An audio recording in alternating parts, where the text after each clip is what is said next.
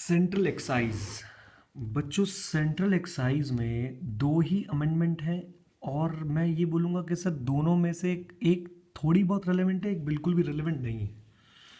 Amendment number 1 ये आपके exam में पूछी जा सकती है। Payment of excise duty. Payment of excise duty के दो मोड थे सर, एक तो आप मैनुअली कर सकते थे या एक आप इलेक्ट्रॉनिकली कर सकते थे। मैनुअल मोड खत्म कर दिया है, अब सिर्फ और सिर्फ कैसे होगी, इलेक्ट्रॉनिक। पहले कुछ कंडीशंस होती थी जिसमें देखा जाता था कि सर पिछले साल कितनी एक्साइज ड्यूटी पे की है, उसके हिसाब से डिसाइड होता था कि इस साल इलेक्ट्रॉनिकली पे करना है या मैनुअली। अब सारी टेंशन सब कुछ खत्म, सिर्फ कैसे पेमेंट हो सकती है एक्साइज की, सिर्फ और सिर्फ इलेक्ट्रॉनिकली। सेम अमेंडमेंट बच्चों सर्विस टैक्स में भी है। जब मैं सर्विस टैक्स में बता रहा था तो मैंने बोला था सेम अमेंडमेंट एक्साइज में भी है। आने के चांस ओके ओके हैं सर। एक बात और कि आएगी तो कहीं छुपी हुई भी आ सकती है, ट्रू फॉल्स में, फिल इन द ब्लैंक्स, या फिर किसी क्वेश्चन में अलग से एक छुप के आ जाएगा कि सर एक्साइज पे करना है तो कैसे पे करें। बस एक अमेंडमेंट ये है।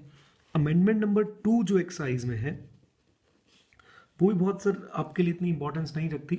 एक रूल है एक्साइज में, रूल 9, और ये rule 9 basically excise, central excise rules का है, सेंट्रल एक्साइज रूल्स का। अब उसके अंदर सर इंपोर्टर्स की लाइबिलिटी बनाई है रजिस्ट्रेशन करवाने की।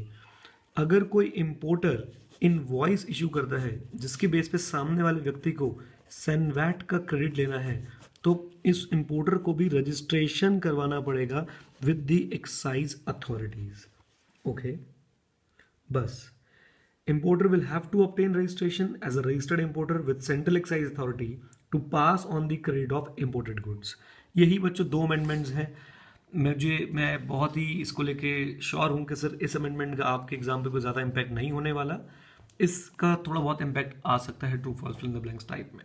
These were the 2 amendments only.